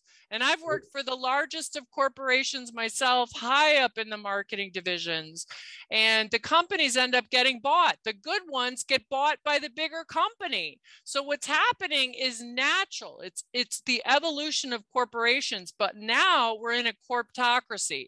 So we're going to have to change from a corptocracy well, to something new that I know it's something that doesn't exist yet. But we can figure out together what that is. Exactly. Yeah. So the model that we're starting with is as a corporate entity. This is a corporate entity. It's not a nonprofit. It's a corporate entity because we're taking advantage of the benefits of a corporation to be able to move nimbly, to be able to be responsive to the marketplace, and to be able to compete, so to speak, within the corporate marketplace, right? What I realized for many, many years in your hearing is that the natural evolution of what I'm describing with all of these people crowdfunding, the part I didn't even say before, let me add this part because it's significant, you'll appreciate it, is that as quickly as possible, the entire individual contributions that everyone is giving each month will go to the solutions. Obviously we're not there yet because we're, top heavy in getting our organization costs built out, especially, technology and all of that. But as quickly as possible, all of that operational overhead is going to be covered by our corporate contracts, and in particular, our corporate sponsorships. And here's an important part, especially you as a marketing person can really tune into, is that I feel like we're on to like gold for corporations because, as you know, corporations want to be socially conscious. This whole world is demanding that corporations be socially conscious. And almost every single issue that a corporation would want to be socially conscious about is still only appealing to 50% of the population. And 50% of the population are damning that organization for where they stand on that issue, right? Yes. And so it's a real challenging environment for corporations to be in that space. However, we are totally giving the solution for that because they can support the framework wholeheartedly without supporting any solution. Oh, it's like a non-political stance on the best solution, even if they have to now pivot. Maybe Diet Coke needs to take the phenylchoretics out of the freaking Diet Coke. Like enough people complained about aspartame on the platform today. That's it. We need to not have aspartame. You're totally hitting the nail on the head, is that we are now organizing sufficiently as a society because all of these corporations are consumer driven in the end. If the consumers at a mass enough scale say, we will not take this anymore, we are now going to this other choice in the marketplace, then not only does that corporation have to change, but all corporations are on notice that none of them can go against what enough of the population wants, right? Mm-hmm. But getting back to the whole, platform side of it, all corporations can get behind a platform that is designed to provide solutions at scale for all of our challenges for society, that a system that is defined that broadly, that none of those corporations have to ever get attached to any particular issue or any particular solution around that issue. They didn't cause that. They didn't back that. What they did was they backed the system that gave society the opportunity to choose for itself where it wanted to go. And every corporation can stand solidly in that neutral place. We are here to support society transforming itself, Maybe our first corporate sponsor, I'll leave you with this, but Philips Healthcare is a very good company. It's a $4 billion company. It's a European company. And they have a lighting division and they have a healthcare division. And that was the division that noticed our little company in Boca Raton and snatched us up. And now our technology is embedded in the heart monitors and many other medical devices at Philips Healthcare. Philips Healthcare, kind of as the light bulb company, might be like, maybe we start off with a great, big, powerful corporate sponsor that's they're in so many industries, healthcare, entertainment, consumer products. So if we made a compelling enough case and we had enough crowdfunding and interest in what we're doing, the corporate sponsors will follow. Exactly. And then they will look so good as it grows. Exactly. Now we can raise the price tag of being a corporate sponsor. Yeah, you're totally hitting the nail on the head. But that would be a brand. I'd write that down. Philips. It's with one L because I'm already seeing them in my head. Like the logo is the first, they're backing our deal because that's a lot of credibility. They're in hospitals, for God's sake. I mean, yeah, totally. You're hitting the nail on the head. And that's the thing, is that where we're at right now, you're describing exactly how we need to get our ducks in a row in order to have those types of corporations back us, which is almost exactly the way that I've been describing it, because we will get there. It's just a matter of how quickly we get there. And basically, it's essentially the job of the leadership council right now to, advance us at as rapid a pace as possible, right? Like all the legal support we need, all the accounting support we need, all the people that have negotiated those types of contracts with Philips and others in the past to show up and be a part of our team, so that when we walk in the boardroom with Philips, it's like we have everything we need to get it done, right? So now it's just a matter of like, okay, so what, defining all of the needs we have, all the missing puzzle pieces, opening up our whole networks through all of these leaders and through all of the fingers of networking, as you're saying, and allowing all of those pieces to show up. And we're declaring it right now. Philips, Mars is a corporation that I've had my eye on because they also are trying to be very progressive. The candy company? The candy company, yeah, look it up. Yeah, exactly. So there are some, that have at least a public vision. And then it's a matter of how much will you back that? Because again, a lot of it comes down to supply chain. Like Mars, for example, has 20,000 global suppliers. So here's an example. Like we as consumers can't know, who their global suppliers are because they don't publish their 20,000 list, right? However, when we are in corporate partnership with Mars, then Mars can have that individual conversation with every one of their suppliers, right? They can be the conduit for the governance, essentially, of the good behavior of their suppliers, right? So again, this is how we work with corporations and the existing entities that exist in the world to connect the dots between what we're looking for as a collective and the mechanisms that we need to leverage in order to create the results that we want wherever we want it. So again, as we keep defining it and we keep, having the CEO from Mars take notice, or the marketing person from Philips that somebody that knows somebody that they see it and they say, okay, you guys aren't ready yet, but if you do this and this and this, then I'm willing to take it to my boss. All of those sorts of conversations. I love it. That's where we're at. It's amazing.